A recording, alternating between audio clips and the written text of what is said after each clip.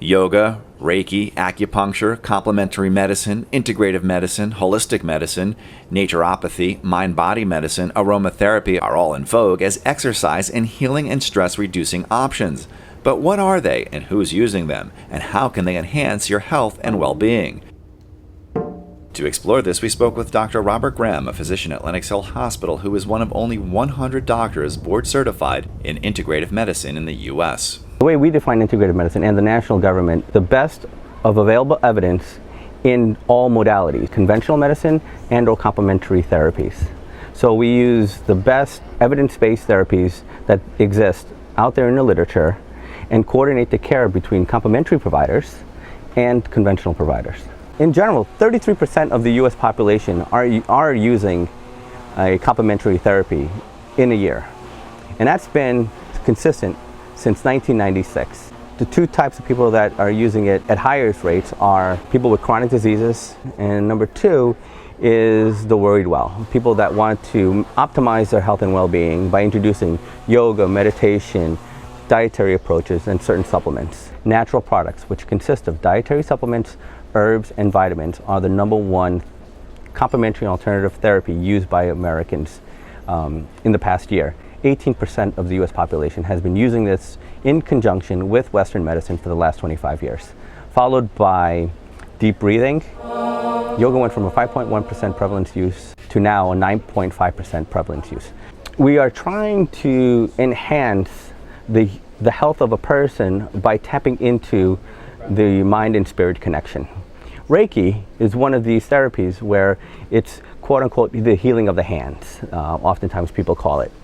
So it's really not the practitioner not touching a patient, but really sensing the energy that is being emitted from the body.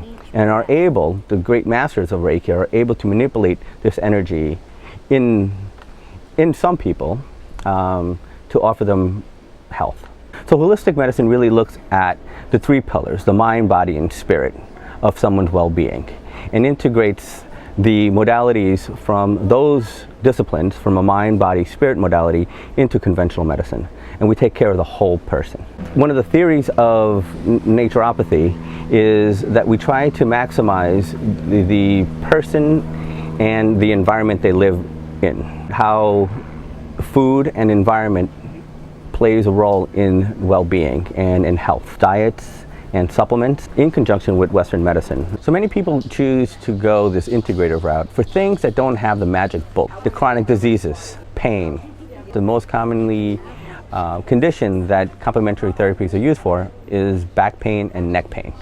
Candace Clifford, a student at Family Tree Yoga and Wellness in Esconset, Long Island, discovered the benefits of this integrative approach when Western medicine and complementary therapy work together to improve her quality of life. I have a condition called Ehlers-Danlos syndrome, which is a connective tissue disorder. Sometimes the best thing for me to do is move and to be in yoga. It's amazing to me how I relied on pain medications. The reduction in the amount of pain medicine I use has significantly gone down.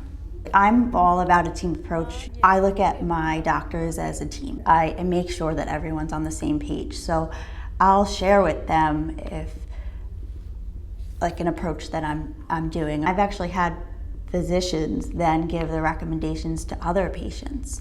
They're 100% supportive in what I'm doing. So it's really about open communication. It's about finding the right balance. Yoga, dietary changes, and essential oils together with Western medicine has improved her health. But what are essential oils? Candace has a lot of health issues, and we're balancing her with essential oils too. Essential oils are volatile aromatic compounds that the plants use in their environments to ward off bugs and threats and fungus. And so we use those aromatic compounds to help our bodies find the same balance as the plants have. It's great to watch her blossom and grow and feel that she can find a better way of managing her whole self, not just the part that needs medicine or the part that needs surgery, but the whole of Candace. There is a sense that Western medicine is pills and surgery. To be more embracing of these other fields, we use the terms integrative medicine and complementary health therapies, which include traditional Oriental medicine such as acupuncture and sound therapy. Traditional Oriental medicine is one of the oldest forms of medicine that we have. It's really a combination of two things.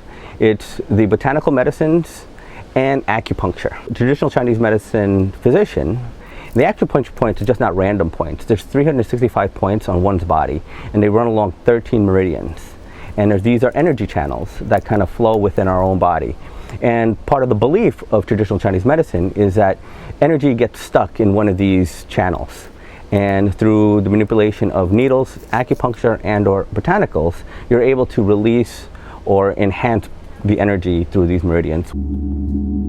The philosophy of sound therapy actually dates back to the Egyptians. Sound has really been a major part of cultures. We use it in so many ways. Celebrating, we always have music or parades. The heartbeat is one of the most primordial sounds we have. It was the first sound we heard in our mother's womb. It's a comforting inward sound, and it also helps to ground an individual as well. When I offer the sound to them, it is really for them to clear themselves, but what sound is actually doing is also balancing the left and right side of hemispheres of the brain. Many of these therapies can be used safely and effectively with almost any condition, with almost any patient. As with all healthcare, users must be vigilant and aware of credentialing, certifications, and best practices. One of the things that patients always ask me is, where is there a good warehouse of information, of an evidence-based resource? For a free resource, I always send them back to the National Centers for Complementary and Integrative Health. My favorite website is what we call consumerlabs.com.